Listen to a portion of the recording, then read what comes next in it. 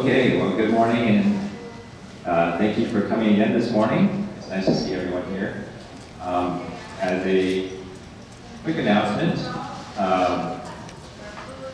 Joyce and Mercy's cookbooks are in the back, and normally their cookbooks sell for $25 per cookbook, but when they come to these programs, they typically give a discount for $20, and so the cookbooks in the back are $20. You're welcome to look at them and review them. And there's a box there, and we're kind of going on the honor system, and so you can, if you would like to purchase a book, you can just put $20 into the box and take the book for yourself.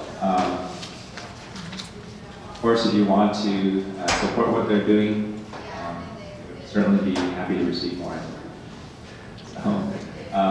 Or if you take the course, then that's free. We can support you that way. The course, can you tell what's the information on the course? We have a course.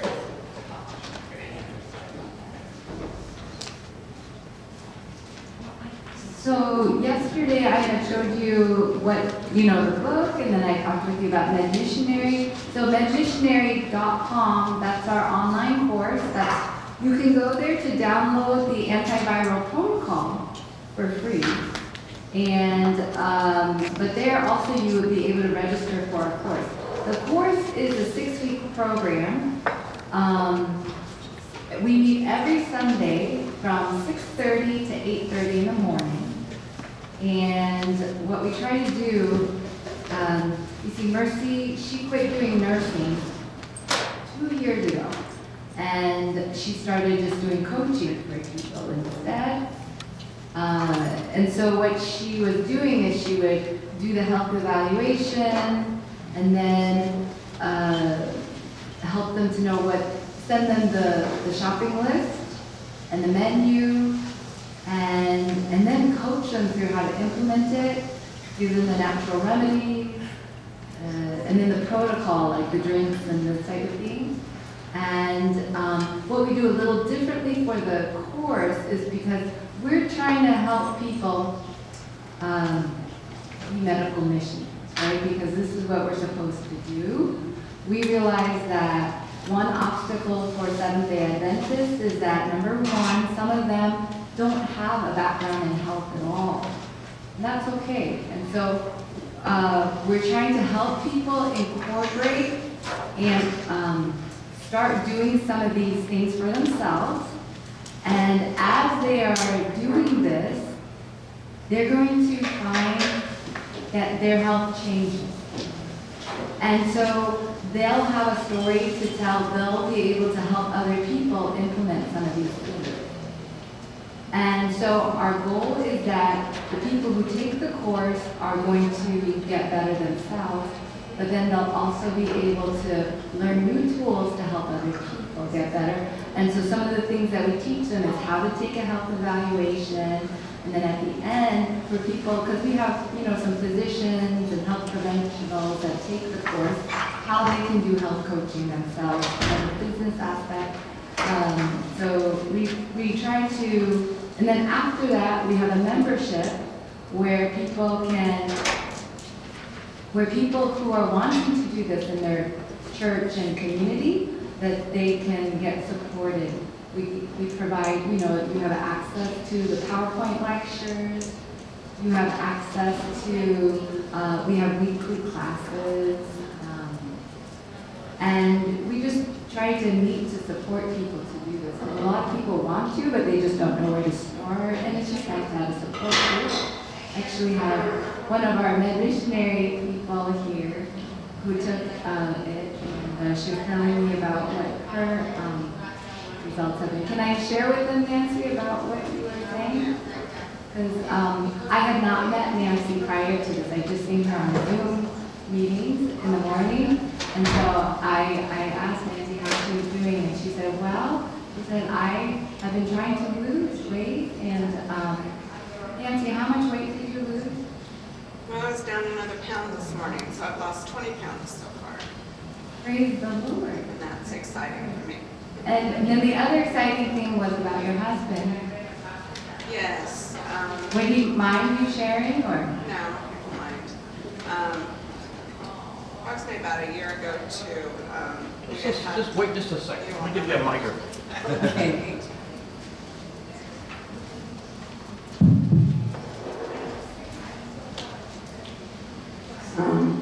Approximately about a year ago or so, his blood pressure went way up and I had to take him to the ER. The doctors had said then that part of that was because of blood clots from having COVID.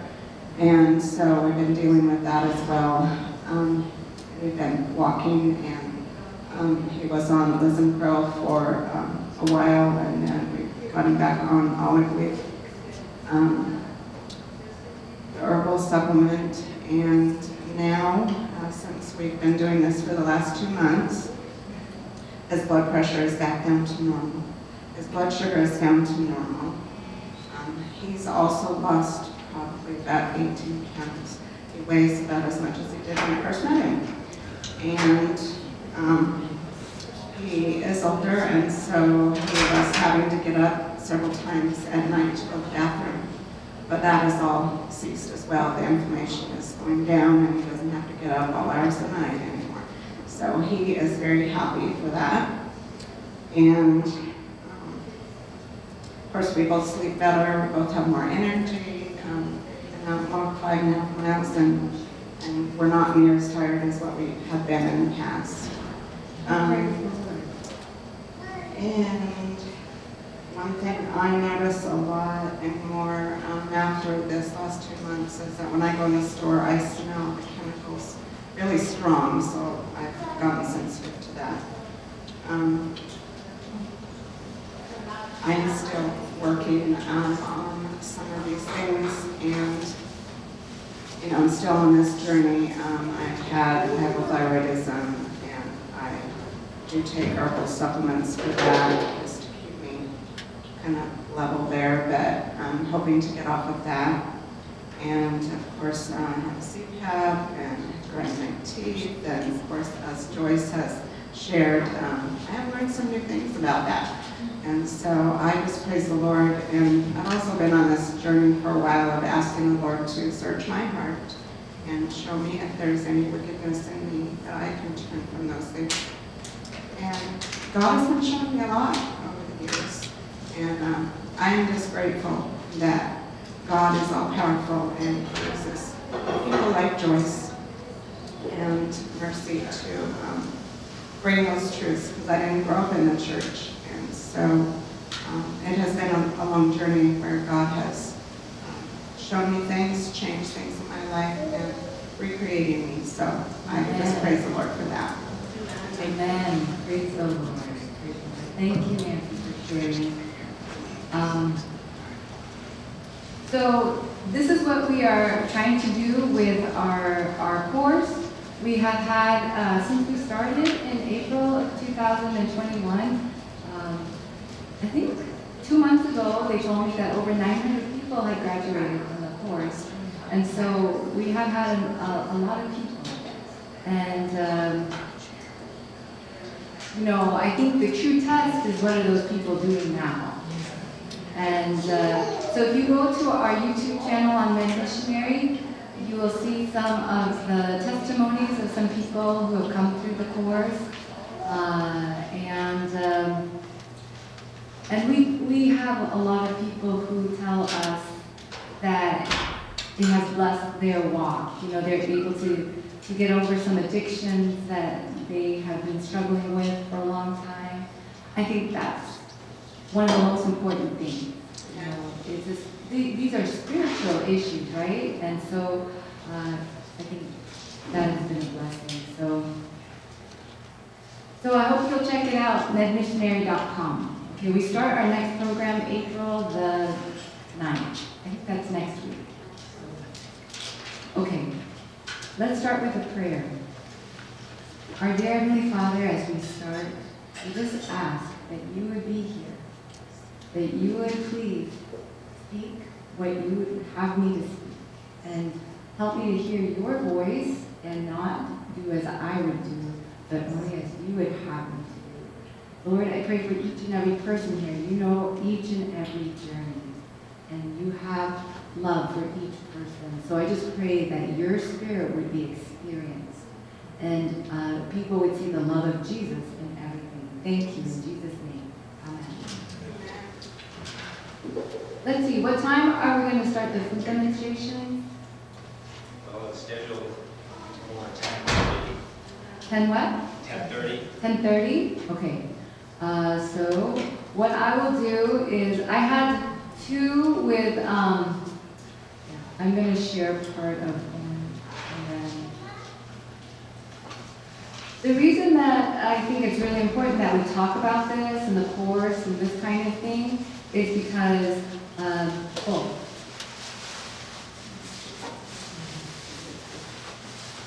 is because yesterday I had someone come up to me and he told me that he was in very good health, but that he was possibly going to need his third surgery for the prostate. And so I told him, well, you know, you can see how being more anti-inflammatory would work for you. And I shared with him about, you know, Nancy's husband. And, you know, because it's the same kind of scenario that because we are eating quite healthy, I think for many of us, we think, well, what else is there to do? And so this is what we want to share with you. What else can you do? So before I do that, I'm gonna start with this. Go to this slideshow.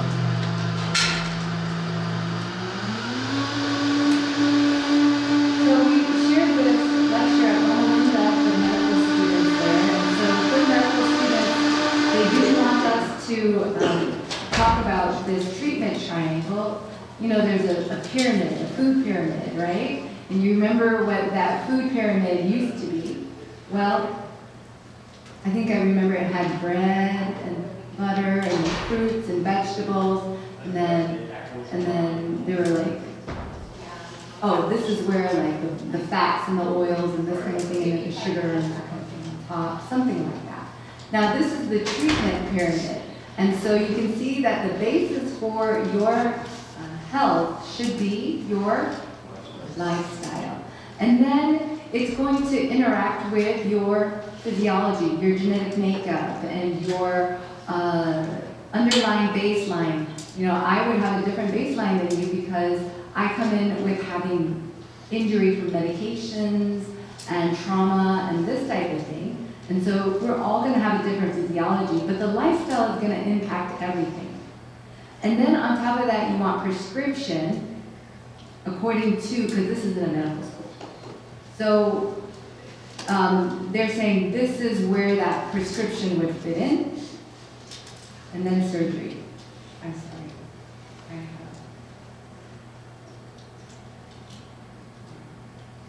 We have another study going on at this time, and so I asked our assistant to help with that, and so he's just texting. Okay, so you see that there might be a little bit of inversion of this pyramid according to the standard American way of thinking. What do you see being different?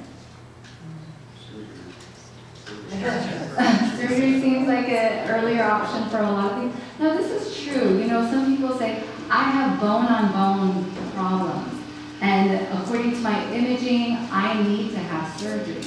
Now, I was listening to an orthopedic surgeon talking about pain and surgery and this type of thing, and he said something very interesting. He said 70% of people who have significant pain don't have any signs on imaging. Okay? And then 70% of people who have bone-on-bone type of thing, or I think it was either 30 or 70. It was one of those numbers, but it was a significant number of people who had signs that they should have significant pain, did not have pain. They were able to get around. And so that's why if you're purely going to go by imaging studies, it may not always be able to accurately tell you who's going to need surgery. Okay? Now,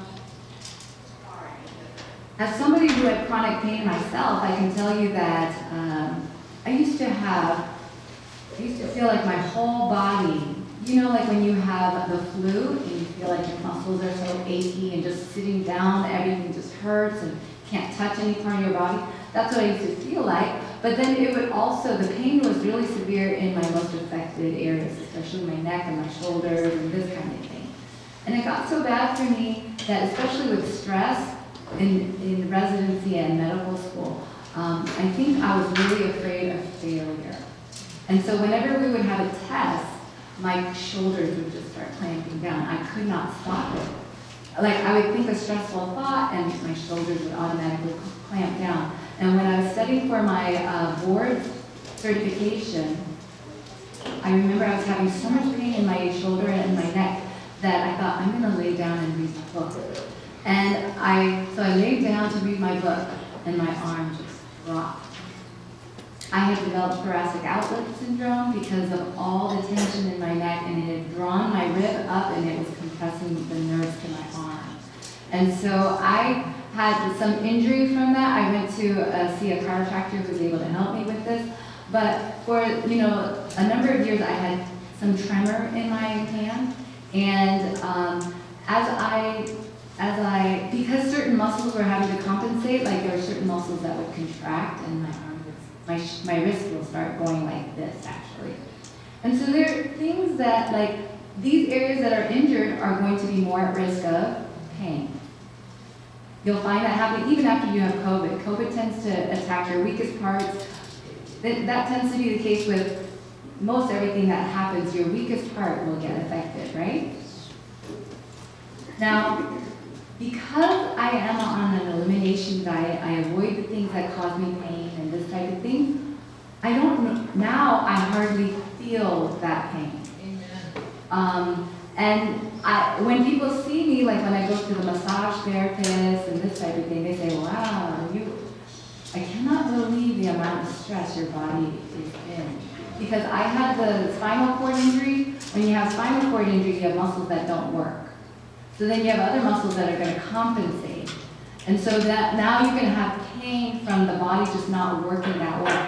Whenever you have loss of structure, you will have loss of function. It will cause some inflammation and dysfunction.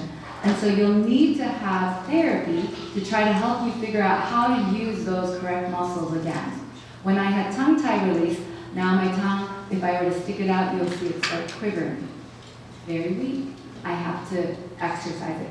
So what I'm trying to tell you is that you can have a lot of injury and pain, potential for pain, but if we learn to eat a certain way, that pain can be very much diminished. We were helping at a program in Black Hills at the Lifestyle Center there earlier last year. And we had a gentleman who had multiple myeloma, and it had metastasized to the bone. And when it metastasized to the bone, it caused terrible pain. He needed to take narcotics for pain. And we told you that usually we have you fast for the first few days of the program, and so he fasted for the first few days with the juicing and the herbal teas and the detoxing and this kind of thing. And by Friday, he was not needing to take his pain meds. He was able to start walking without the cane. He had just been in a car accident that compounded it. And so it was quite miraculous. Isn't it miraculous? So that's why when people talk about this, they say, well, I don't need to do this. I am fairly healthy. I don't need to do this. That may be true. You are getting by. But when I started doing this, I had hip pain. I had problems breathing at night when I would go to sleep.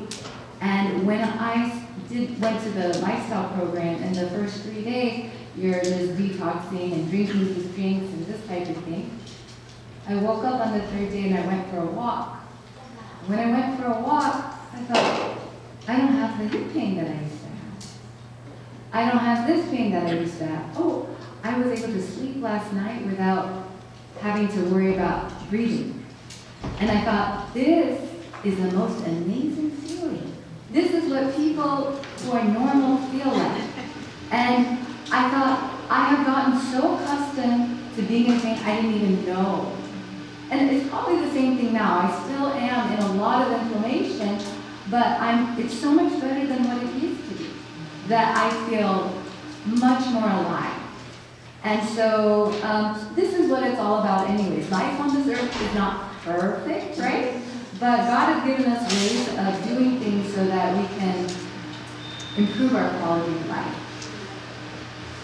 Now,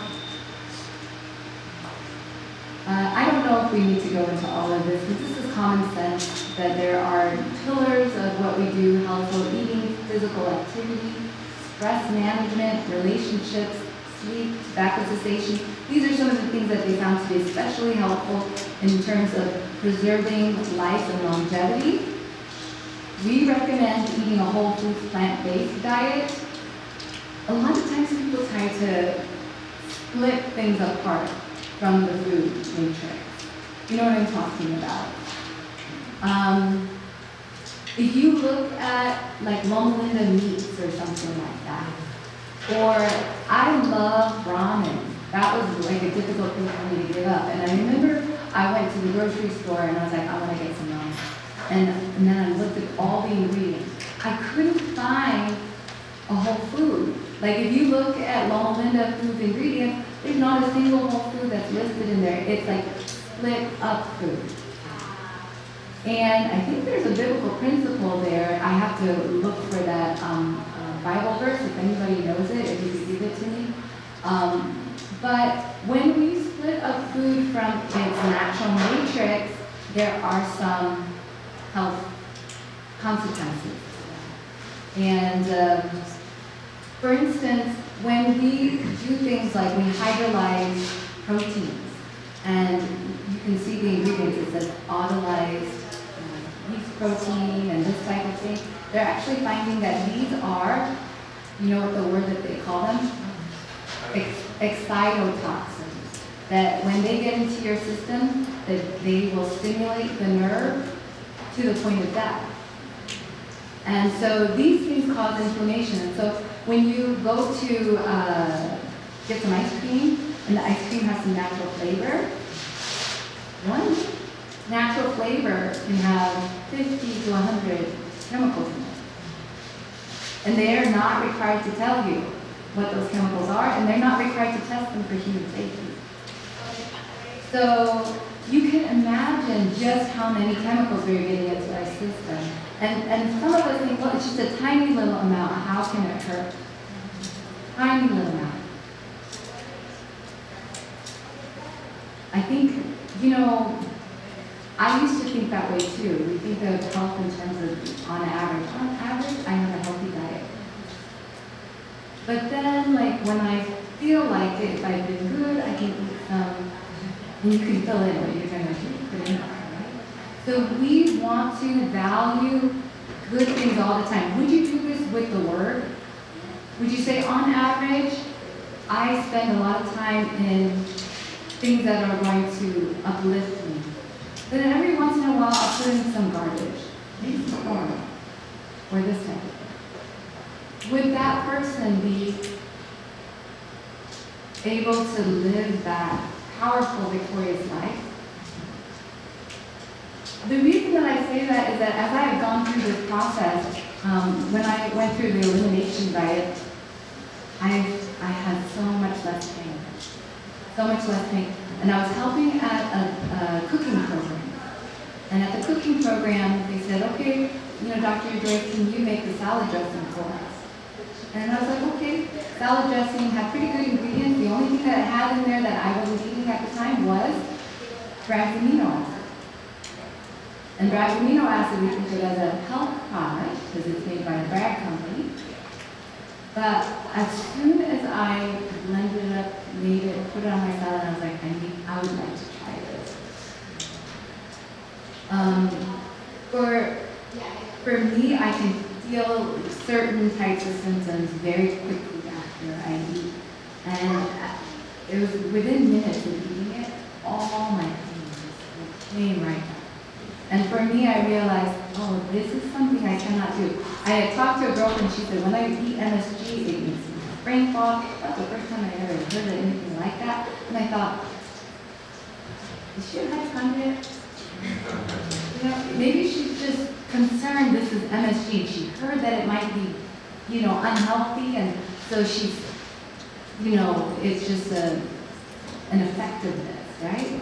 But for me, I'm pretty easygoing about most things, and so I just feel like, yeah, the Lord has been helping me to understand that there are spiritual lessons to be learned.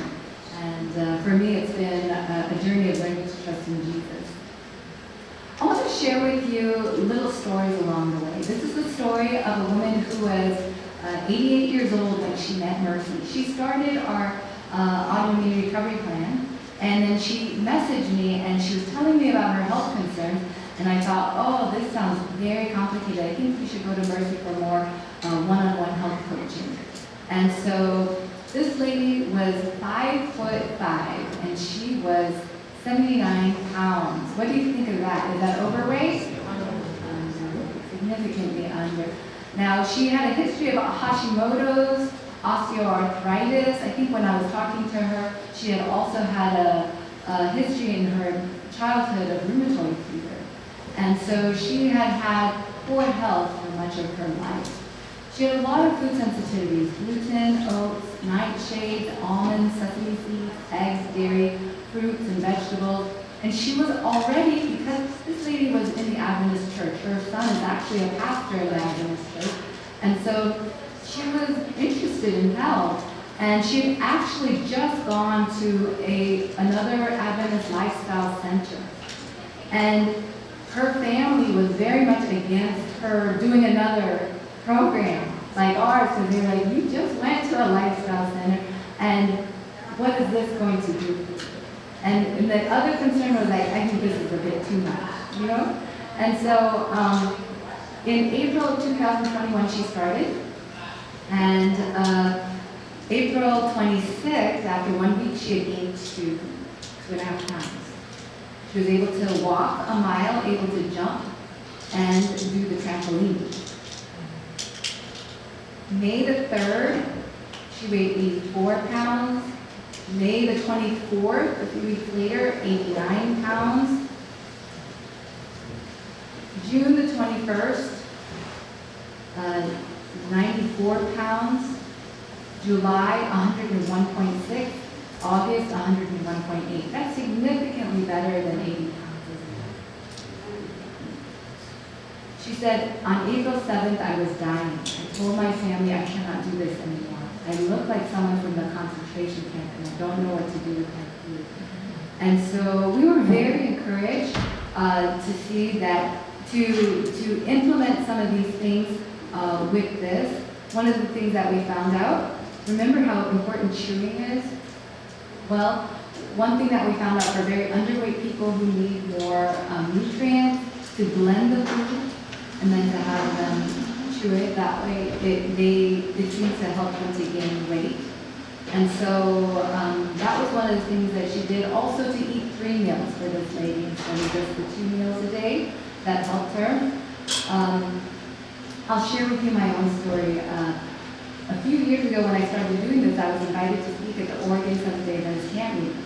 And so prior to doing that, I had spoken at a local church. No. I spoke at the camp, and then a few months later I spoke at the church. So I spoke at the Oregon camp meeting, and I shared with them about the cookbook. We were selling tortillas at the time, and so I was at the ABC selling tortillas. Then the pandemic happened, I didn't have time to do that, and so I kind of fell through. But a few months after, in September of that year, I spoke at a church in Portland. And during the break, I went to the restroom. And nobody knew that I was in the restroom, right? And so I heard the two ladies speaking at the sink, and one lady asked another lady, so what do you think of the program? And I was like, and I heard I didn't want to hear, you know, but then I started hearing good things. So I came out of the stall. And so I asked the lady, so what happened? This lady, when she came into the church fellowship room, she sat in the very front. But she was very elderly. I found out she was like 92 years old. And she was bent over like this. She was very small. And, you know, when I see people who are much older coming in, I think, I wonder how many changes they can implement. Why? Because so many people are so resistant to making changes. They say, it's too hard what you're asking us to do. So I was like, what is this lady going to do? And so I went out and I found out it was this lady that was talking to the other one. She said, well, she said, I've been losing weight for a long time, and my doctor hasn't been able to help me. And she said, when I went to camp meeting, I thought, this is what I need to do. So I went back and told my doctor, this is what you need to do. And she said, I stopped losing weight. And she said, now I'm hoping that I can start gaining some weight, you know. But I just thought that was so encouraging. This lady was here, back then we were telling people, like, okay, we're doing this with real coconuts and stuff. She was trying to figure out, how am I going to open this coconut? And, you know, all this kind of stuff. And so, you know, age, there's no obstacles for you to do what it is that you feel God is calling you to do. Amen? And so, I've been very encouraged by this. So, what we recommend for people to do is to eat plant-based, organic, unprocessed, and local. Avoid chemicals and lifestyle changes that disrupt the microbiome and the intestinal lining. We also, during the program, we also help people to understand the importance of chemicals in your cosmetics and your cleaning things and this type of thing, because all of those things can disrupt even the endocrine system. More lifestyle choices that promote healing and wholeness. Yesterday we shared with you about the acronym of wholeness. Understand reasons for food sensitivities and gut permeability. Each meal is an opportunity for you to heal. Remember I was telling you about what happened when I ate that salad dressing and what that did to me, right? But each meal can have the opposite effect. It can bring healing into the body instead. What a blessing it would be if you didn't have to recover from the meal, right? Soak and sprout to decrease anti-nutrients and lectins. And so today we're going to talk a little bit about anti-nutrients. This is a confusing subject, and I'm not saying that I'm an expert in it, but just from what I have looked at, and then I can share with you some of the experiences. So these are some sample anti-nutrients. Glucosinolates from cruciferous vegetables, which affect iodine absorption. Oxalates that you find in certain greens have to do with calcium absorption. Saponins in legumes and whole grains. Tannins, which decrease iron absorption. Phytic acid, which have to do with iron, zinc, magnesium, and calcium. And lectins, also the same. Calcium, iron, phosphorus, and zinc. So you're going to find these anti-nutrients in a wide variety of foods. One of the things that we talk about are lectins, which are found in a lot of different plant-based foods, including grains, dairy, legumes, and they can be associated with inflammatory and digestive disease, because they can bind to the intestinal wall and cause damage. This may allow for foreign proteins to invade gut defenses and to damage joints, brain, skin, and various body organs. The thing about lectins is that some of them have harmful toxic effects, some of them can have beneficial effects. saying that all of them are going to have a terrible effect, but it seems that, I really believe there is this thing called epigenetics. You're familiar with epigenetics, right? It simply means that the choices that I make will affect my genes, and I will then pass those affected genes on to my kids.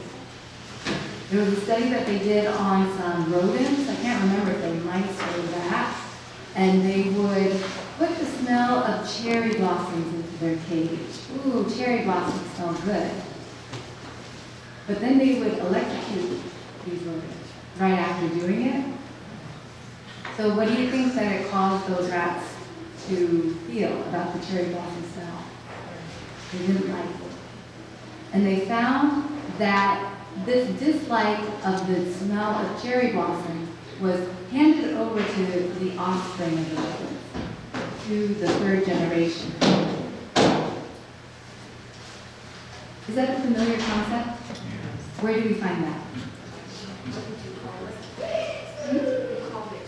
Epigenetics? So where do we find this concept of the sins of the fathers being passed down to the children and to the third and fourth generation? You find that in the 10 Commandments. You find that in a lot of addictions, that the decisions that we make, the emotions that we feel, will affect our offspring through our genes. That's an amazing thing, isn't it? Now, it can make you feel hopeless, can't it? Because how many of you have had perfectly developed genes handed over to you?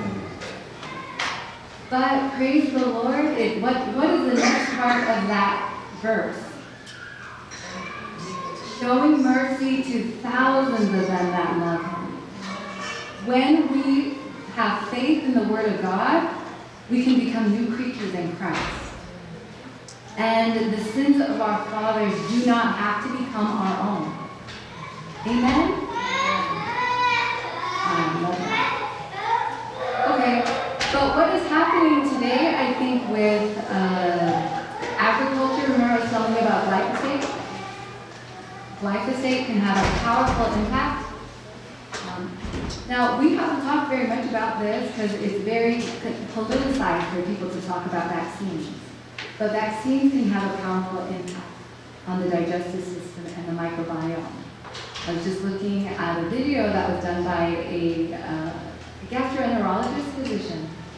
She was doing some studies on the most recent vaccine and its effect on bifidobacteria in the gut microbiome. And she found that after the vaccination, that bifidobacterium population went down to 0.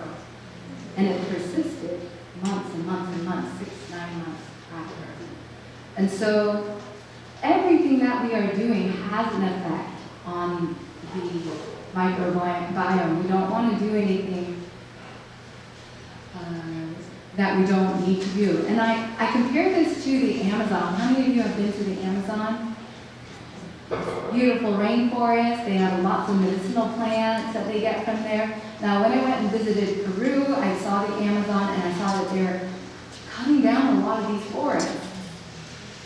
Now, what are they going to do? They're going to try to either, build something or they will plant some new trees. Right? That's what we do in the Pacific Northwest. We cut down for timber and then we plant new trees. Is that forest ever the same? No, that forest, it will take a long time to grow back and it's not the same. And so this is what we're doing to our gut. We want to be very careful with how we treat the gut, what kind of medications that we put in. Amen? Here's another story of a little girl. This girl was,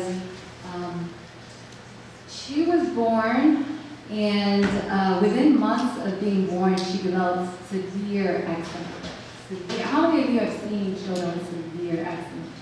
I'll show you some pictures of another child who had severe eczema. By the age of 4 months, she had severe eczema. She could not do anything because she wanted to itch, and she would itch to the point of bleeding.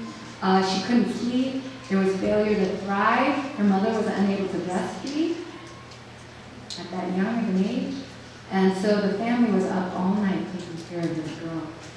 So they came They made a homemade formula that included sprouted quinoa, sprouted mung beans, sprouted buckwheat, and this would be cooked mung beans. And the buckwheat and the quinoa, I'd have to find out if they were cooked from Mercy. But they added coconut water and coconut meat to this, and the girl, after a number of months, she started improving. At 18 months, the itch had resolved, the eczema had cleared, and she was able to sleep through the night, and she started gaining weight. But it was with this little girl that they realized the importance of sprouting. When they were simply soaking these ingredients, she was not doing as well. She was losing hair and this type of thing. We found that by sprouting, spending the extra 12 hours to start the germination process, helped this little girl and her symptoms to improve. Now, we find that cooking will decrease lectin activity. That being said, these lectins can be kind of heat resistant, and so you have to cook it really good. So that's why you don't want to eat your beans raw. Did you know that you can die from eating beans raw? Actually, between 1976 and 1989, 50 incidents of suspected red kidney bean poisoning had been reported in the UK. 9 incidents of nausea, vomiting, and diarrhea within 1 to 7 hours of ingestion confirmed detection of hemagglutinin in the beans. Hemagglutinin, are you familiar with hemagglutinin? It is a lectin that's on the surface of these, well, for instance, you'll find them on the surface of viruses. You have hemagglutinins and neuraminases, and they help with getting the virus into the cell. That's why they call it H1N1. H is a type of hemagglutinin. And what these hemagglutinins do is that they allow for aggregation of certain cells. And so that's why they'll actually use some of these lectins to treat cancer. And so some people might think, well, it's a healthy thing if you're using it to treat cancer, but it may be because it can identify cancer, it can bring these cells together, but it will cause some inflammation in the process. I don't understand everything. I'm not an expert in all of this, but I'm just letting you know like a little bit of what I know. We want to inactivate these hemagglutinins, right, before we eat them. My friend Randall LaSalle, he believes, and I have to research this further, but he believes that these hemagglutinins and these lectins are put into the plant by God to help protect the nutrients in it. And so that's why beans, for instance, you can store it for a long time. It has a long shelf life. And so, but you have to process that food properly for you to be able to eat it. So I was like, Randall, do you think that in the Garden of Eden they have to cook their beans? Is there fire there? You know, who knows? I don't know. You know? But it seems that over time we're not able to maybe tolerate as much of these lectins as we have been. That is a theory that's been popularized by Dr. Gundry. I don't think he's a creationist, and I don't agree with everything Dr. Gundry says, to be honest with you. But there may be truth somewhere in the middle, you know, where there is some benefit to the lectins, there is some potential for harm there if you don't process your food properly, and we may need to do more and more food processing now that our digestive systems are weaker. And so that's why we, for instance, a lot of you are eating a lot of nuts and seeds. We will soak everything before we eat it. And so even for the seeds, we'll soak it before using it in our cooking, using it in our bread. Our nuts, once we start eating nuts, because in the beginning, while we're trying to heal, we avoid the nuts and the grains. And we're using pseudograins and seeds instead, because we find that to be easier for digestion. and we soak everything. So is that necessary if you don't? Well, it depends what you think a problem is. Because the person that was talking to me the other night, he was like, I'm healthy. But then he's going for surgery for prostate. Now, that depends on what you think. Like, I think that if we can do things with the diet to even reverse that prostate enlargement, then maybe you can even prevent that prostate enlargement. Maybe it's not something that every male should expect to have happen, right? And I think anytime you have a disease, for instance, glaucoma, I'm a glaucoma specialist.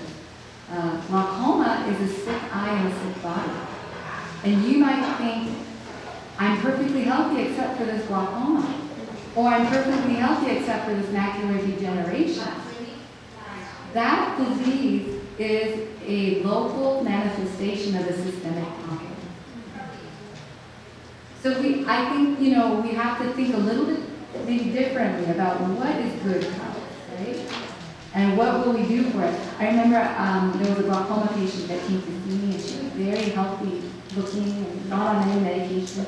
I had her do the food sensitivity testing. She was the first person I'd ever seen. She was not sensitive to any foods except for gluten on those tests. And so I found that interesting. I didn't work with her afterwards because I did the operation, and then she went elsewhere for her follow-up. But just, interesting things to note.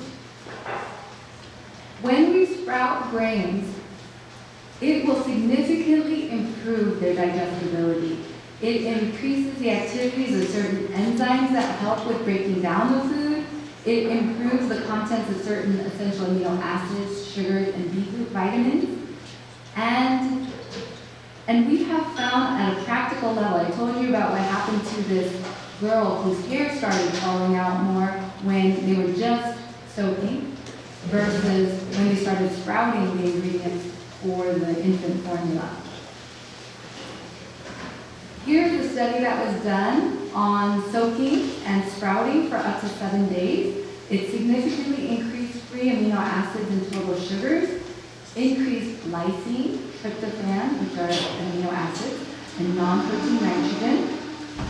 It increased albumin and globulin, which are other proteins.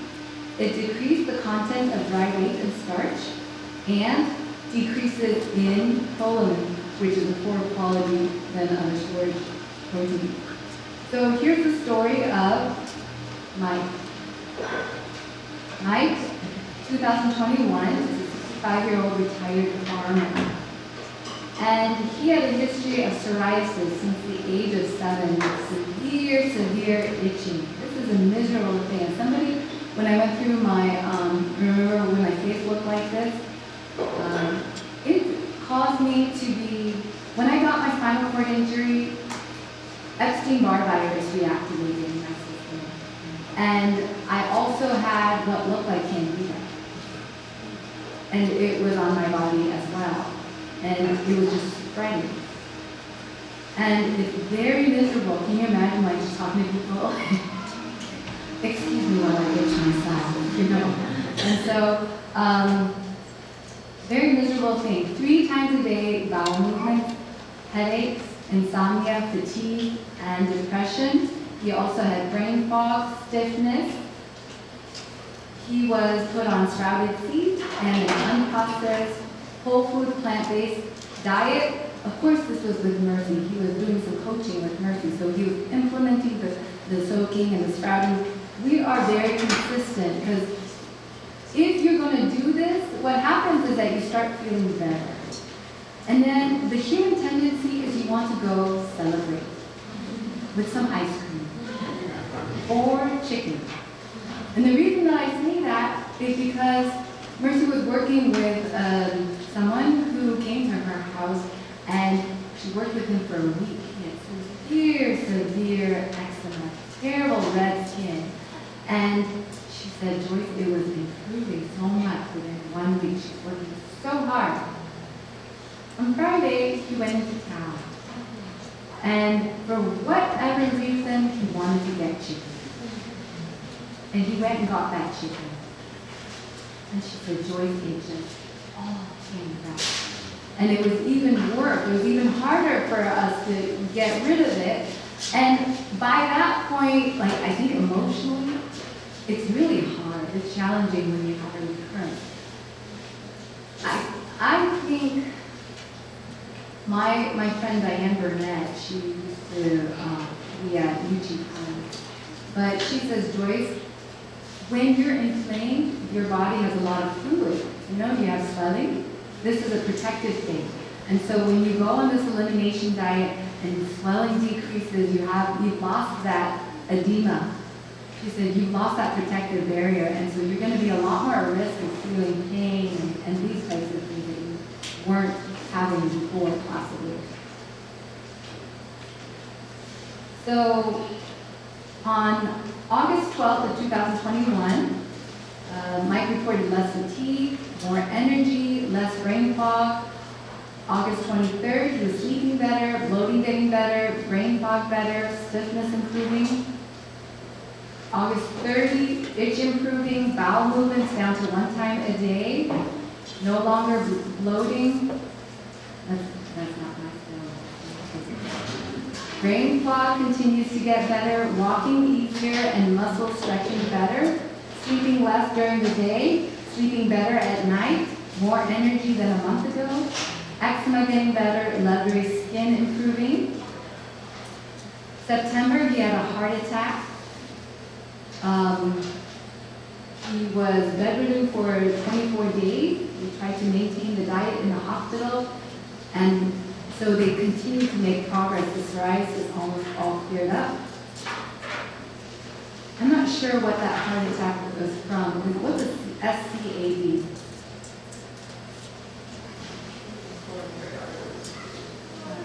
What is that? I don't know. Okay, this is from Mercy. She was telling me about this gentleman, and she had kept notes on him. So, in October, the eczema was 90% better, no itching, no digestive issues, and he's recovering his strength. Amen, isn't that wonderful? Since the age of 7, having had psoriasis and itchy, leathery skin, to be able to do this, that's just amazing. What is that? Spontaneous coronary artery dissection. Oh, it's dissection of the coronary artery. Okay. So this is what happens. This is according to a study that was done on sprouted grains and looking at folate. And they found that when they sprouted the grains, folate increased almost 4 times as much. Isn't that amazing? They found that when you treat these things, though, with extrusion, autoclaving, puffing, I don't know what IR is, and toasting, it resulted in significant folate losses. Folate levels in grains that were germinated and then were heat processed were higher than for grains that had not been germinated.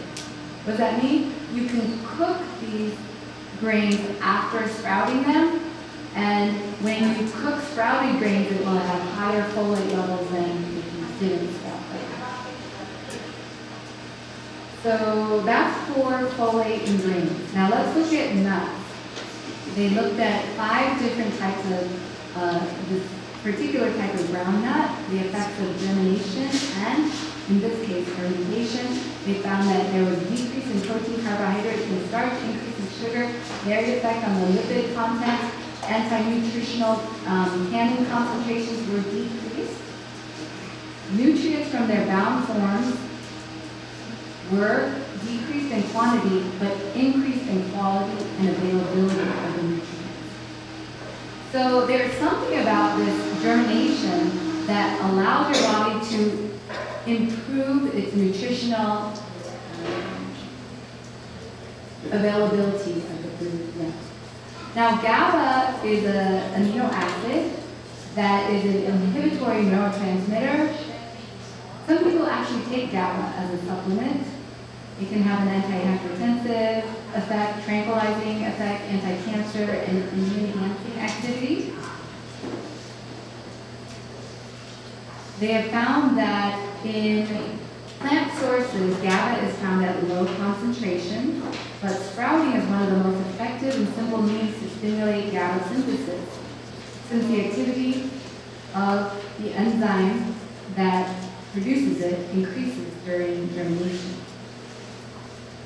Sprouted mung beans have significantly higher levels of GABA versus non-germinated. So it's 12.2 milligrams per gram of dry weight versus what? 2.1. That's like 6 times as much GABA. That's a significant increase, isn't it? And then they looked at sprouted fava beans. Fava beans are Mercy's favorite. They are grown a lot in Peru. So these fava beans were soaked for 24 hours and germinated for 72 hours after soaking for 24 hours to reduce phytic acid, increase iron and zinc in vitro. And they found that iron and zinc bioavailability after soaking and sprouting increased 50% for iron and about 40% for zinc. Isn't that amazing? Phytic acid content was significantly reduced from 26 to 32.5%. So phytic acid is another type of anti-nutrient, something that might inhibit absorption of certain minerals. The in vitro availability of iron and zinc were significantly improved as a result of soaking and sprouting treatment. So, to share with you how significant of an impact this can have, this is the story of Lucas. Lucas was born 2015, November, 5 pounds, 3 ounces at 37 weeks, normal vaginal birth, breastfed from birth, and his mother was on a plant-based diet. The symptoms that he had, I found out about him because he had developed very severe eczema. Now, I asked his mother when this all developed, and she said that at 2 months he developed severe eczema, at 4 months he developed severe diarrhea, at 6 months he developed severe vomiting. Do you know what happens at 2, 4, and 6 months? Yes. So he has a schedule to go to, and so after every visit, he would have a new symptom. He developed failure to thrive. At 9 months, he was hospitalized and diagnosed with eosinophilic esophagitis. Eosinophilic esophagitis is something that is virtually unheard of in children until now. It is something that is fairly new diagnosis in the adult community. It is associated with severe inflammation of the esophagus, with food allergies and sensitivities, a lot of allergies in general. And he developed, you can see this kind of rash developing all over him. He was put on various treatments. That looks like medium chain fatty acid type of treatments. And that's for, I'm not familiar with all the conventional therapies, but I'm just listing, most of these are steroids that he's put on. 2.5% hydrocortisone, triamcinolone, fluocinolone, which is a steroid oil, hydroxyzine for itching, iron for deficiencies, budesonide for the eosinophilic esophagitis, and he was also put on a variety of infant formulas. Why was he put on infant formulas even though his mother was breastfeeding? Because he had failure to thrive. He had such leaky gut that he could not absorb the nutrients. And so the physician felt that he needed infant formulas. The problem with infant formulas was that he was reacting to everything. He would react if his mother ate peaches off their tree. He would react, and the problem with these infant formulas is that, have you looked at the ingredients for infant formula? Yeah, it's like an encyclopedia. Well, the first ingredient is corn syrup. And so, you know, for me, I know that your audience is going to be limited too, you know, and so that's why I can maybe talk about this and hopefully not get into detail. So But for me to talk about this is really a difficult thing too. For me to say, hey, there's a problem with infant formula, I'm going to be told by other people in the medical field that you're shaming others who cannot breastfeed. You see how confused this is. Like I'm saying, can we improve the infant formula? You know, and they're saying, don't shame others who can't do anything else. And so this is a very confusing medical system that we are living in today. So I'm not criticizing the doctors and providers in that they are intentionally doing things to harm. I'm just saying that what we have as far as resources for children who are suffering and who cannot breastfeed is not adequate for all children. So he reacted to all these formulas that there was this thing called elemental formula. An elemental formula is something that's given to both children and to adults who cannot gain weight. And what they mean by an elemental formula is that it's not food. It is simply food that has been broken down into its elements. So the theory for that is you should not have any sensitivities for this because this is not food. It is simply, I guess, a thing. It's a mineral or an element of food that you should not be sensitive to. And so it's continued to get very bad. And you can see that at 2 years old, he only weighed 14 pounds. He was vomiting almost all solids. He had an average of 25 bowel movements a day, malnourished. Eczema was under control, but still severe. Under control meaning like he wasn't itching all day from this. And they were having difficulty trying to get him off the stairs. When he would get off of the stairs, he would inflame again, but when he was on the stairs, he would continue to have breakthrough flare-ups. So they had called a variety of people, and someone had referred them to Mercy. And Mercy, I didn't make this slide, okay? I'm not trying to put in a plug for the autoimmune recovery plan, but since it's there, it's the autoimmune recovery plan. But Mercy shared with the mother, at this point it was very scary because Mercy had not dealt with children without these borders. But because this is such a difficult situation, she prayerfully helped this mother. And that's when they started coming up with some of these formulas. An infant formula, as I shared with you, with the mung beans and the sprouted quinoa and the buckwheat and this kind of thing, the coconut milk. They did the onion and garlic broth for the child. They also did enemas with garlic broth and onion broth. And aloe vera. Aloe vera is very healing for the gut, once a day. And the home sprouted formula that I had described to you before. And the diarrhea did stop.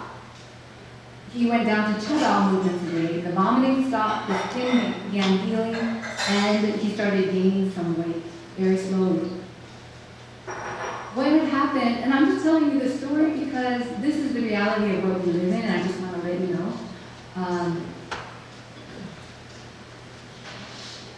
If you saw a child that was not doing well, and the mother seemed sad and this type of thing, would you feel that there was a problem? So this family was reported to Child Protective Services. And they were informed by the Child Protective Services that, that they were going to come and see them. So the family, they had not been seeing the doctor for a little bit because the doctor would just say, it's time for your new, yes, and it's time for, if this formula isn't working, here is a new formula for you. And so they really didn't feel that they could go back to the doctor. And so, but once this happened, they had no choice. So it was a Friday that they were informed by CPS that they were going to come. And so on Monday, I think it was, that they went to the hospital. They went to see a pediatrician, and the pediatrician got them into the hospital. And in the hospital, you have to go through a protocol. you have to go through all the steps. And so even if a mom says, my child cannot tolerate this infant formula, it is not your choice. And the child was put on infant formula. He was also given the nasogastric tube because they felt that he needed more nutrition. And at some point, they also put in an IV to feed through the vein. He almost died. I remember she would call and he was afraid of death. And she asked Mercy and me to talk to the doctor, and we didn't have to hurt it.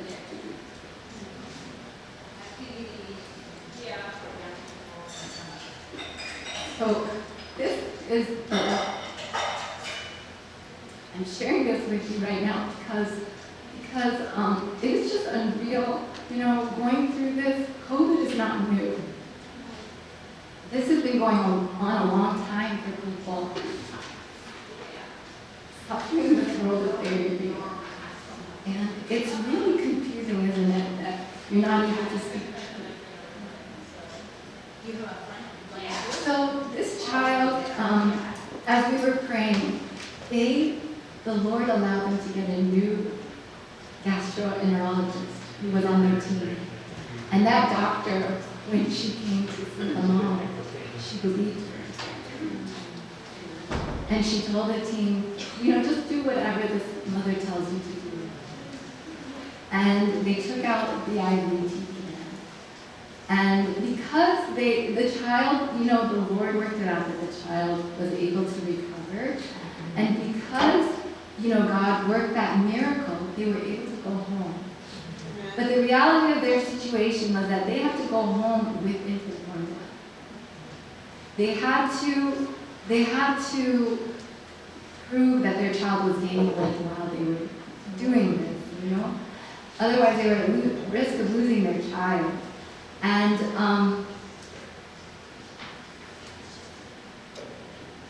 then they started doing what they had been doing with Mercy before, with the enemas, making the formula. They started, you know, implementing more of the homemade formula, more and more until it was all the formula. Of course, you're doing this with a child who doesn't understand, like, I like to switch what I'm eating. And the Lord blessed in their efforts. At 3 years old, he gained 22 pounds. And this was, I think this was 2 years ago when I took this picture of him. He's still, you know, they are still slowly adding more and more foods that he can eat. And sometimes he does have some setbacks. Recently he did have a setback where he got very sick and they weren't sure how to go about things again. And of course, you know, it's like, go to the ER, what do I do, you know? So these are, you know, difficult situations where we're learning to trust in God. This mother, she has her own website. It's called AbundantPeaceandHealth.com.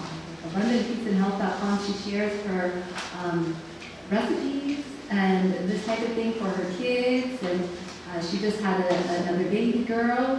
They named her Joyce. Aww. Not after me. They just after me. So, but yes, it's a blessing to see that. Isn't that an amazing story? Yes. When I see stories like this, you know, when I started going on this journey, Mercy and I were kind of afraid to work together. Because Mercy was afraid that her working with me, that it would cause me to look not, I guess, I don't know what the word is, but I guess she thought that it would stigmatize me. And maybe, you know, I don't know, like I was thinking, I'll do my thing, you do your thing, and we'll just kind of help each other out and support each other. But we found that the more that we identified with each other and we were open about it, that it seemed like the more that the Lord blessed. And I think that that's why God sent us 2 by 2. So you find that the antioxidant activity of seeds are generally found to increase during germination. The values of antioxidant activity increases almost 12-fold for mung beans, twice for radish, and by 1/5 for broccoli sprouts when compared to the seed. So mung beans, we just had mung beans at the Kim house the other night, and you guys like them, huh? And you don't even have to do very much to these beans, you just like add salt. That's the bare minimum that you need to do. Or you can add some onion powder, garlic powder. I like adding ginger to things, and it will really improve the flavor too. But yeah, try some mung beans. Germination of beans. Changes in trypsin inhibitor activity, phytic acid, tannins, ascorbic acid, thiamine, protein digestibility, and minerals in germinated black beans. That's the title of their article. They found that there was a significant decrease in the content of these trypsin inhibitors in pigeon beans, white beans, and black beans, which improves protein digestion and absorption. Phytic acid reduction 40% for the 3 grains germinated. So you can see there's a significant decrease in these anti-nutrients that are going to possibly cause inflammation and cause you not to be able to absorb these nutrients. In germinated beans, tannin reduction, 14% for pigeon beans, 19% for black beans, 36% for white beans. Protein digestibility increased 2 to 4%. Here, not that much. Ascorbic acid content by 300% for white beans, 33% for black beans, and 208% for pigeon beans. Thiamine content increased more than 26.7%. Is that a lot? That is a significant amount. So let's look at this. The NSKB is non-sprouted red kidney bean flour. SKB is sprouted kidney bean flour. And then, so NS means non-sprouted, S means sprouted pigeon beans, and then there's pigeon pea flour. I've never seen pigeon beans that I know of. So you can see that the calcium goes up from 13.8 to 16.1. What is P? Is that phosphorus? Potassium? No, K is potassium. P is, what is pH? Is there a P? P is phosphorus, right? It's been a long time since I looked at this. Okay, so 38.65 for NSKB, 46 for SKB, but you can see that these nutrient amounts are going up when you sprout. You see that, right? And you see that when you sprout, you can see these are the anti-nutrients. So you have phytic acid, oxalate, trypsin inhibitors. And you can see that NSKB, it goes from phytate 10.1, it goes down to 3.11. And for oxalate, 76 goes down to 15. You know, and so the hemagglutinin go down from 40 to 6. And so you see there's a significant decrease in these anti-nutrients.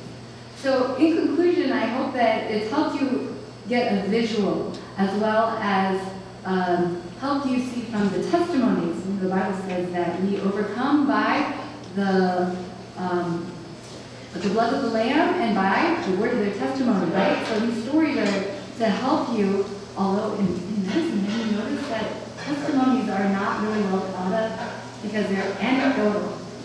So it's really interesting how this all plays out. I think anecdotes can be helpful.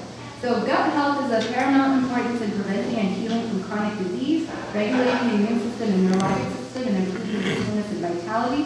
There are many assaults on the gut from the environment, and our foods are making it increasingly difficult to eat, even healthy foods.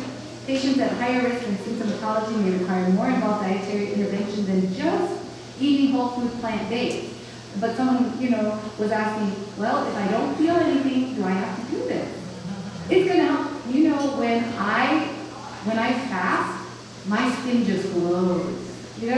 When my body is not having to work so hard here, the fine lines just disappear. And I look so much more youthful. I look like I've slept all night, This is better if you do sleep all night. For high-risk patients, we recommend avoiding toxins and pesticides and sprouting to increase nutrient availability and to decrease anti-nutrients of lectin. So that's that is the conclusion of this one, but I want to share one story and then I'll end it, okay? Go ahead. Is any being What was that? there's lots of beings that live through that, is there any being like Anti-immune beings? Well, we do share that in our course. There are certain beings that we found for more people to be better tolerated, and that's why we use them, like the red lentil, green split peas, black-eyed peas, and black beans seem to be pretty well tolerated. Garbanzo seems to be not as well tolerated for people, but everybody's different, you know, and so you just want to try different things. Some people can't tolerate lentils at all. So for this, just because we are dealing with high-risk people, we don't want to be like, okay, soy going to work for you or not. Let's wait 3 months. You might not have 3 months. And so we avoid all high-risk GMO foods. And soy being over 90-some% GMO, we don't use it. We don't use corn. And, you know, we just avoid everything that could smell of possibly causing harm. So this is the story of our friend Kim. And I actually went to the Lifestyle Center when Kim was there. She is a 54-year-old woman at that time from Pennsylvania. She has horses. She has like 70-some acres, very active woman. She had a history of diabetes that was diagnosed when she was young, 1981. She was type 1 diabetes on insulin. She was diagnosed with Hashimoto's in 2012. It actually ran quite strongly in her family. Hashimoto's is a type of thyroiditis. It's one of the most common reasons for why people develop low thyroid. It's when you have, usually it's thyroid peroxidase autoantibody attacking your thyroid. And so a lot of people have low thyroid. A lot of people have low thyroid. But if you have one kind of autoimmune disease, you typically will develop another if, you know, things continue to progress. Here is Hashimoto's thyroiditis, autoimmune disease that destroys thyroid cells by thyroid and antibody-mediated processes. It's the most common cause of hypothyroidism in developed countries. Common lab findings include elevated thyroid stimulating hormone, low 3 to 4, and increased thyroid peroxidase autoantibody. So that's why you want to get a thyroid panel. You don't want to just get like thyroid stimulating hormone. 10 to 15% with hypothyroidism are serum autoantibody negative. And more females tend to get this than males. The ratio is 10 to 1. Conventionally, people go on levothyroxine, which converts to T3, which is the active form of the thyroid hormone. Now, this lady had Hashimoto thyroiditis, but she also had diabetes type 1, which is a chronic autoimmune condition where the pancreatic beta cells are destroyed by the immune system. These are the cells that produce insulin. It accounts for 5 to 10% of all cases of diabetes. Prevalence is about 10%. Incidence and prevalence is increasing. Now, this is the thing about diabetes. Diabetes is becoming something that so many people have. By the time you hit 40, you're more likely to have an insulin imbalance than not. When I hit 40, I heard that, so I got a blood glucose monitor, and I checked my blood glucose, and I found, yes, my blood sugar after eating was higher than it should be. It was like over 140. And so I started monitoring that, and I do tend to have high blood sugars after I eat. I think it's a sympathetic response from this. And so it's either that or it's a combination of that with the liver not working properly because of the troglofloxacin, or also that the troglofloxacin can have an effect on the pancreas and this type of thing. So all the medications, you know, can have a cumulative effect on food. She also had a father who died of complications of hyperthyroidism. Mother had from pancreatic cancer, and 2 sons had Hashimoto's. So you can see there's a lot of dysbiosis and autoimmune and this kind of thing. If you think about it, all of our diseases have to do with the immune system, right? You have cancer, which is your body's inability to keep up with these cells that are growing too much, right? And then you have autoimmune disease where the body starts getting confused and starts hurting itself in an effort possibly to like maybe fight infection or this type of thing. And then you have allergies. Allergies is where everyone's like, well, doesn't everybody have allergies? Well, they didn't have allergies until like the 1800s with the Industrial Revolution, with all the pollution that came into the world. And it was at that time that this doctor went before the British Medical Association and said, you know, I want to present to you this weird case of runny nose and sneezing. And they're like, what is this? Let's call this hay fever. And now everybody has it, you know, and so things that we take for granted today wasn't something that they did. So before she came to Years Restored, she had a daily insulin requirement of 30 to 35 units, weight of 148, 1 to 2 plus pitting edema, weakness and fatigue, spent most of her time in bed. Remember I told you she was an active lady, horseback rider, and that kind of thing. Brain fog, depression, she had all these bumps on the back of her upper arms, thighs, and knees, abdominal bloating, 3 to 4 points joint pain, poor distance vision, and her thyroid peroxidase autoantibody was 304, which is high. Hemoglobin A1C was 14.7, which is high. That's the percentage of red blood cells that is abnormally attached to sugar. It should be less than 5 or so. In hers, it was 14.7. She was eating mostly salad and some meat. Okay? So it wasn't like she was on a terribly unhealthy diet or anything like that. And so when she came to Years Restored, you can see here, the swelling was 0, weakness and fatigue. She started biking, riding her horses again. She had 0 brain fog, 0 depression. She was laughing and smiling. She lost her abdominal bloating. The joint pain had gone to 0. Her vision was significantly improved. And her thyroid peroxidase and autoantibodies went down from 340 to 180. Her insulin requirement, rather than being in the 30s, went down to 8, while she was at Years Restored, it was continuing to drop. And then it went back up a little bit when she went home, but it was still significantly lower than what it was prior to coming. You can see her TSH, instead of being, what was it? The TSH was, I don't see it, but the TSH was 2.8 to 3.7. That is pretty good. That is pretty good. And the TPO, 314 versus 180. So, I see. The TSH was 2.8 before, and now it's 3.7. So actually, she was working a little bit harder to stimulate the thyroid, but still, she was under much better control overall. So this is the other thing that I want to let you know. Sometimes the labs don't always follow.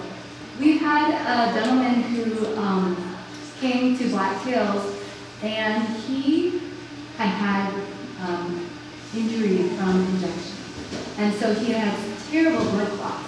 He couldn't work anymore. A successful business person, business owner, and he was sleeping a lot and could not work. Doing this, he significantly improved. The swelling significantly improved. He was able to get along much better. He was able to go on a business trip. But his labs did not follow. Like right afterwards, some of the labs actually worsened.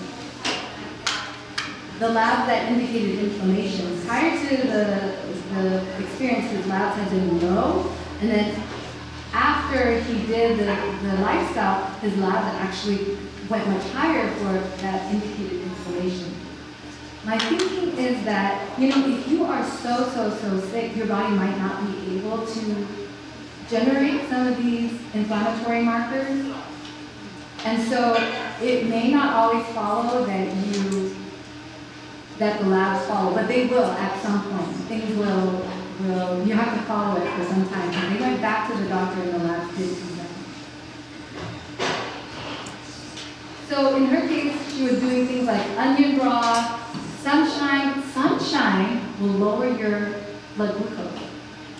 And so, like after you eat, go outside into the sunshine, go walking. Walking will decrease your blood glucose. Mercy has helped a number of people even get off of insulin by being very, very careful to do this.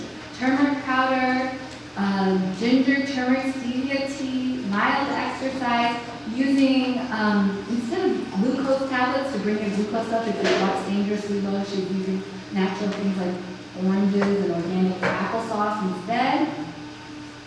At Mercy's place, her blood glucose would drop too low at night. It would drop down to the 30s. And she had a continuous blood glucose monitor that would sound an alarm, and so Mercy would like drive into, into the driveway in the middle of the night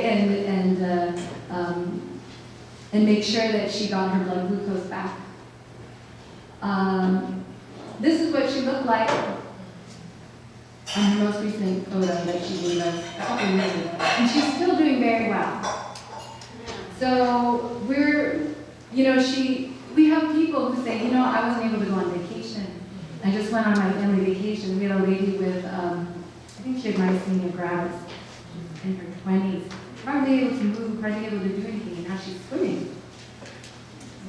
And so this is just an amazing thing to be able to see.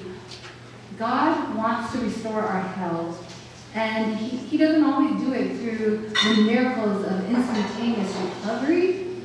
Many times he does it through these experiences, I think, so that we can learn to trust in Jesus and learn how we were designed to live. Amen? But it can be just as powerful. So I'm going to pray, and then we can ask a few questions, and then we have a food demonstration. Our dear Heavenly Father, Lord, as we close, Lord, I just want to ask that you would go with us from this place. Lord, there were things that I said that might be controversial. I just pray, Lord, that you would allow people to hear what it is that they need to hear, and Lord, your Spirit would cover. Please help, Lord, because this earth is a challenging place to live. And I just pray that we would have wisdom, discernment, and courage, Lord, that we would speak truth, and yet with love, and be able to do all we can to point people to the source of all truth and light. May many people be able to stand in the last days as they see Jesus. We thank you in Jesus' name. Amen. Any questions, real quick? I guess we have the food demo, I'm sorry. Cannon did something, and I tried to write it down, and I didn't. What? Who's Cannon? Cannon. Cannon? Oh, I'm going to have to go back and look. These all, just think of it this way, all of these anti-nutrients are going to possibly interfere with nutrient absorption. You'll have to remind me. Yeah. Oh, okay. We're gonna do the microphone, and so maybe raise your hand so that we can do the microphone. Yes, I was just asking about the liquid aminos. Does that have MSG in it, or what? Could you explain that? They don't have added MSG, but they might have something that acts similarly to it.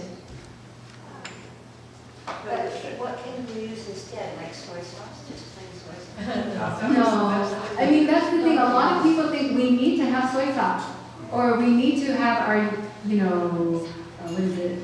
Another favorite Adventist thing is the yeast that we put on our popcorn and this kind of thing. So there is debate and controversy about, like, is that good for you or not? We choose not to use it. We choose not to use anything that is questionable because we are dealing with sick people, and we don't want to mess around with anything. So anything that's questionable, we just do not use. We do all of our cooking, cookbook and everything like that with salt, with herbs, but mostly onion and garlic powder, and lemon juice, and this type of thing. And so it, especially if you use the herbs and other things, you're going to be able to do a lot of creative things. But just for the basic thing, if you're someone who just like, I need this food to sustain me and get out the door, you don't have to do very much. About the Brags again, was there anything that you actually saw on the list of ingredients, or is it something that you just reacted to? It is something that I just reacted to. It has been probably 20 years since I looked into that subject, but all of these I think, and I don't want to say too much about it because it's been a long time since I've looked into it, but it's probably similar to, when you make soy sauce and you're fermenting things and breaking things down and that kind of thing. And I don't know exactly that process of it, but I know enough people who react to it. Thank you. We'll start here and we'll go to Dr. So you've talked about the sprouting of the grains and the beans, and I'm sorry, I guess I'm just ignorant or something. After we sprout them, then do we just cook these things like we would cook normal beans? Is that? Yeah. Okay. You cover that in your book? Yes. Okay. So, basically in the cookbook, I say sprout overnight, and then cook, and soak, and then sprout, and then cook. The old cookbook just used to say soak overnight. And then, so what we do is Jonathan, do you mind grabbing a jar, a mason jar with the sprouting lid? And then also the strainer. So we soak it overnight, 8 to 12 hours.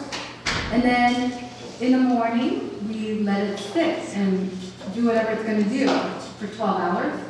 And that just starts the germination process. You saw some of the studies, they were like sprouting them for like 7 days, 3 days. That would probably have more effect, but then it takes a long time then to cook and do all these things. And so we think that to at least just start the germination process is helpful. And so 8 to 12 hours of soaking, 12 hours of sprouting, and then you can use that food and cook it as you normally would. So then that would mean that if for our whole grains, if we're eating whole grains, for example, a farro or something, we would want to sprout that farro and cook it. And I'm assuming then that really steel cut oats or something, you don't sprout those.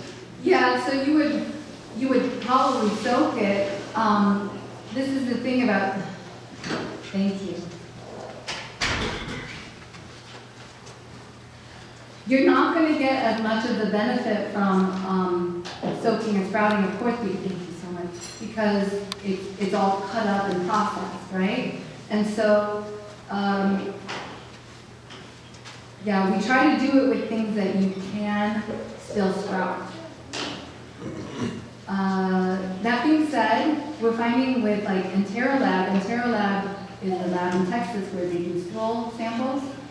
And Dr. Fine there, he said that a lot of people are developing sensitivity to oats nowadays because they're using oats for all their gluten-free things and maybe because of the glyphosate and this kind of thing. And so that oats used to be my favorite and I developed sensitivity to that. So I haven't used that. I use pseudograins like quinoa, quinoa, buckwheat, amaranth, those 4. And what we do is that you would simply put, I use a bigger jar. I don't know, is it 32 ounces that I use, the big one? And I will put like 2 cups of pseudograins in there. You want to be careful with the beans. If you put in too much beans, like the white bean that's really stiff, it will break the jar as it's expanding in the water. So I have done that a few times. So with the big jar, the most I'll put in is 2 cups of the beans, but you can put in 3 cups of the pseudograin. And with this, it's been a while since I've used one of these. I would use just 1 cup. Mercy Collie puts 2 cups in. I like to use a lot of water to soak and then to rinse and that kind of thing. Now the other thing that you can do, you can soak in just a bowl and then put it in, rinse it by putting it back and forth in this. And then when you go to sprout, you can put everything in here and sprout it in here and then rinse it in here every day. It's a little easier to do large quantities this way versus like with this, even though there's a sprouting lid, you have to like sorry. You have to take the time to remove the water and then rinse it and do it back and forth. It just takes a little longer with this. even though, so once you remove the water from this and you want to let it sprout, the idea is to let air get into it. So you would put this on the green top side, so that it would remove all the water and still you would get some air into it. And so you put it at an angle. I have like a dish rack where I put these jars to let them sit at an angle, and then they can drain into the sink. So I have a dish rack that I do that way, or you could do it like this. And you might want to buy a whole bunch of like strainers of different sizes and little stainless steel bowls that you will use for this. So I have these things all over my kitchen. I have a big kitchen with a lot of appliances now. Mercy has a tiny little kitchen, because some people are like, I don't have very much space. Mercy has a tiny, tiny kitchen, and she does this all in her tiny kitchen. So I think you can do it, whatever you're doing. It just, takes planning, whatever you do. Any other questions? Yes, I just want to know what does TPO stand for? Thyroid peroxidase autoantibody. Thank you. I appreciate your presentation. Thank you. Thyroid peroxidase. Thyroid peroxidase.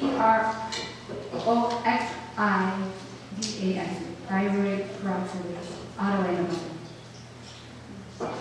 I have one comment and one question quick. I think the more healthy you eat, your taste buds adapt, and then you don't want to crave other things like condiments or this and that. That is true. Yeah. That is true. Yes. Yeah. The question is, we have a friend that developed type 1 diabetes in his 40s, 50s. Mm-hmm. Is it reversible? Who developed it in his 40s or 50s? Yeah, like I would think that if you get it really, really fast, that you might be able to control the damage. And, when Mercy was dealing with this lady, her name is Kim, with type 1 diabetes, they were wondering, are some of these cells in the pancreas still working? Because the way that the blood sugar was responding, it seemed like she still had some function there. And I'll tell you some of my stories. I have a family member who has latent, probably autoimmune type 1 diabetes. He's on insulin, and he has not wanted to do this diet because he likes Korean food. But he had a new health challenge. It was a scare that he was facing, and I said, why don't you try this diet? And because he had that new health scare, he was like, yeah, okay. So he did it, and the first day after when I saw him, I said, so how are you doing with it? He's like, I've been trying to control my blood sugars, and this diet is really dropping my blood sugar. It was after the first day of doing it, his blood sugar significantly dropped, so that he didn't need to be taking like 10 units of basal insulin in the morning. He only needed it during the meals, and he probably could have done it with less and less insulin. He wasn't highly motivated yet. Still like to So this does happen a lot, that people want to eat a certain way. It's much more convenient to control your symptoms with an insulin pump or this type of thing. And I can understand this, but I would just encourage you, that's why, get used to wanting to heal, and I think it'll help you overall long time. And a very quick question with nuts. You sow them, but you sprout them? I don't think you would sprout them. And then with nuts, I know that cashews, people aren't sure, is that a nut or what? But cashews tend to have some mold, and pistachios too, and so they might cause some reaction. So what Mercy has started doing is to boil them for 10 minutes to get rid of the mold. I just don't eat them because I ate them for, last year, I was like, okay, I'm going to try cashews. And I felt a little funny after I ate it, but I was like, I'm sure I'm fine. And then after a couple months of eating them, I started developing, the same kind of thing, and so I don't do it anymore. So we just, some people, they get a little anxious like, are we gonna be able to incorporate our old favorites again? And I tell them, don't worry about that right now. You just focus on what you need to do to get better. And then you decide whether you want to incorporate those things later. My dentist, I had a dentist who had a stroke. I was supposed to go see him, so his office called me and they said, oh, we know that you're flying down, because I was flying down to California to see another dentist. And he said, we know you're flying down to see us, please don't come because doctor in the hospital he had a stroke. So he called me on Friday and I said, doctor, I was like, I was planning to come in to see you, but I'll see your associate. You want me to come visit you? And he said, okay. So I went and visited him on Sunday. He had a stroke here in the cerebellum, so he was having difficulty walking. And he'd also had a stroke that involved one of his eyes. So his eye was not able to turn out. He was, having a little bit of blurry vision in one eye and double vision, yeah? So I said, doctor, I said, you have to do something right away. Because if you let this sit for a while, it will become a permanent problem. You have to do your best to do something for this right away. You gotta open up those blood vessels. And I said, why don't you try my plant-based diet? And he said, Joyce, I have tried the vegetarian diet. I've gone to all kinds of training. Vegetarian diets make me tired. They don't give me enough energy. I said, well, doctor, you haven't tried this one. So I gave him some ideas, the sprouting, all that kind of stuff. And then I prayed with him. And I didn't know what to think, But the next day, it was the next day that he called me at the airport. I was at the airport, and I was like, how are you doing? And he's like, I'm doing 90-some% better. I'm so much better. He was going to work and everything, and I was like, this is amazing. It doesn't always work for me. It doesn't always work for me, but God, I think God works things out so that when you're faithful, God is faithful. Amen? Okay, any other questions, or shall we go? We're going to get them. I wanted to ask about fermented foods, like for the probiotic benefit. Yes. Is that something you're not? So fermentation is something that people use because during the winter time when things don't grow, you don't have access to all the enzymes and the bacteria and the raw food and that kind of thing. So the thing about fermentation is that yes, you're going to increase bacteria, but you're also going to increase things that cause harm. So when you have fermentation happening, you also can have harmful bacteria and alcohol produced, right? So that's why they actually put it on kombucha, that there's like a 3% level of alcohol in it. So we try to do everything without fermentation as much as we can. And if you're going to ferment it all, you want to do it with a high acid level and that kind of thing, so you have less likelihood of that type of thing. But at least today where we are, we have access to good food. If you're able to get out into your garden in the summertime, if you have a greenhouse that you can just plant some herbs and this kind of thing, that will help with getting some microbiome, interacting with the soil, sunshine. Every time you go outside and interact with nature, it's going to improve your microbiome. So there are things you can do where you don't have to be dependent upon potentially harmful things as well. I'm not saying you should never do it if you don't have a choice, but I would try to do it with raw, fresh things from the garden and this kind of thing instead.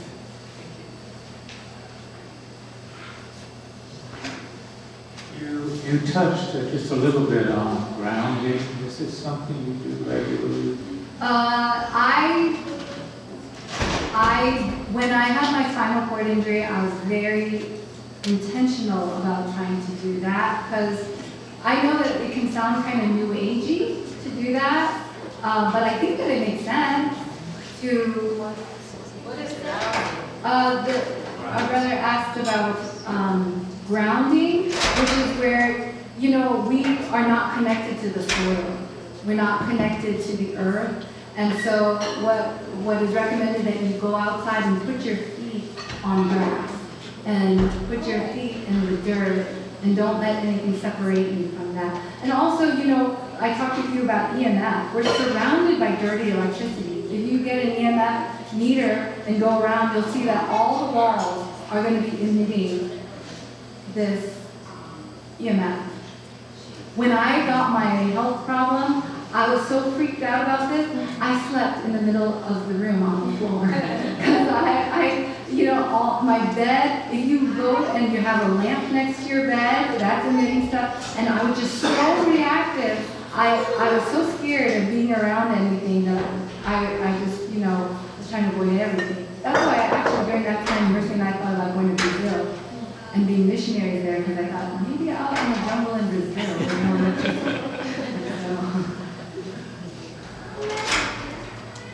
Well, I think it's a good time to take a little break. There's one more question in the back, we'll take that.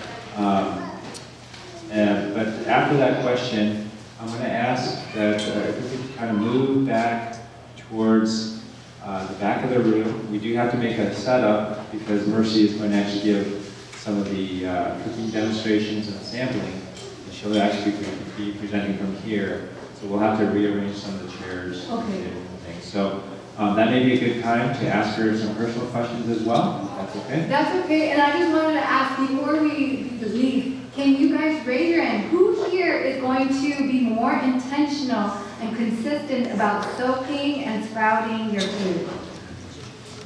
You know why I'm asking you? Because the Spirit of Prophecy says that at every weekend meeting that you come to, you should also always give an altar call.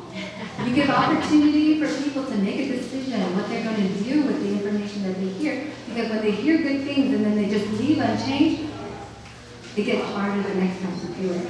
So I want you to be very intentional. Say, I raise my hand. I'm going to do this. I'm going to be more intentional about this, about doing what I have heard to be helpful. Amen? It's overwhelming. We just start, this is what I tell people. It's like, how do you climb Mount Everest? You climb going one foot in front of the other.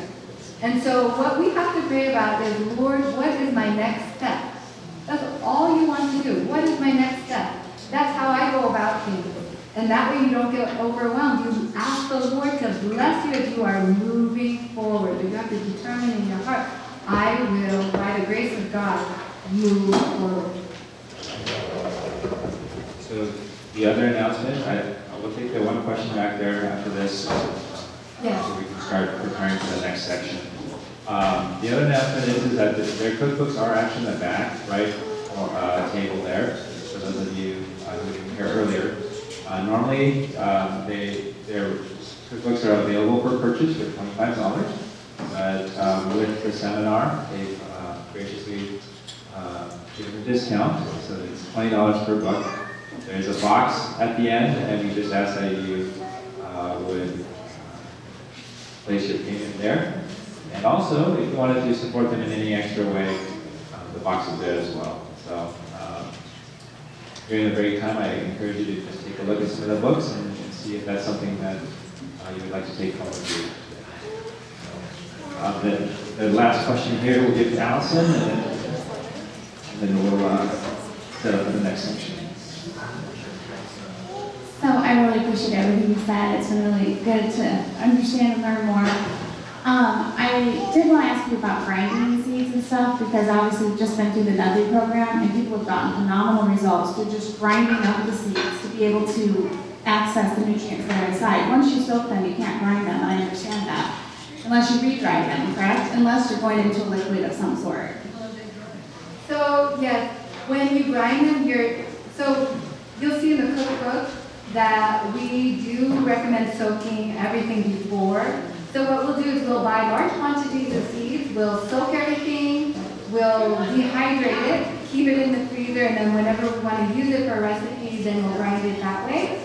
Or else there are certain places that you can already buy pre-sprouted things, like Costco has sprouted pumpkin seeds, organic pumpkin seeds for a while. If you go to Azure Standard, they have sprouted as well. It is more pricey, but But that's the way that we've gone about it. And everyone's going to be, different. The NESI program, very good program.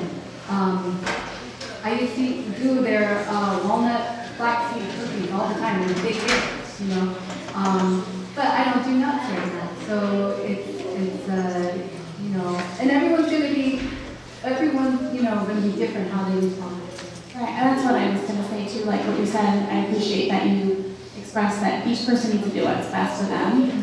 And I think it's really important, like you've all heard a lot, but if a person can't do everything at once, to think that their food is harming them will actually harm them, because what you think you are, right? Yeah. So when we know we're following the guidelines, if we're eating, the healthy nuts and different things, some of us may not be as sensitive to them as others. Yeah. And so we can eat them freely potentially and have great results from them, just like one of the patients Dr. Medley had, who was incapable of dealing with work and life. She added walnuts. That was the one thing she added to her diet, and it turned her life around overnight. Yeah. And I mean, a very short period of time, and they weren't sprouted, they weren't, they were ground or chewed well. All I'm trying to say is that I think for everyone here, we need to apply everything that we can, but also we need to remember that we eat with gratitude, and we actually, when we're following, eating what God has given us,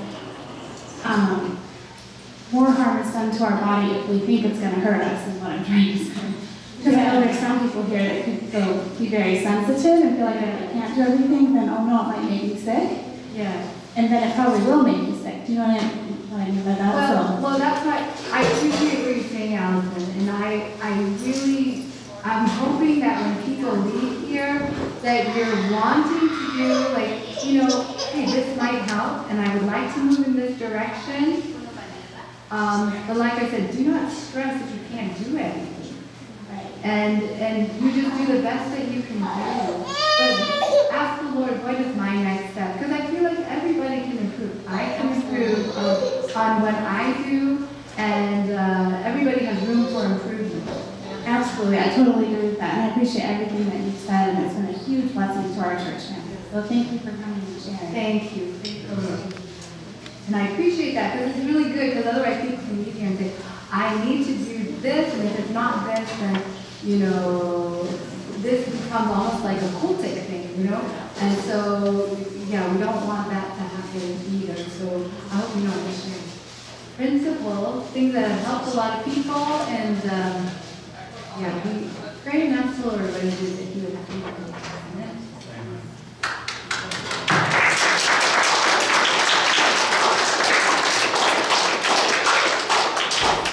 All right, so I think she will be available for some personal questions if you'd like.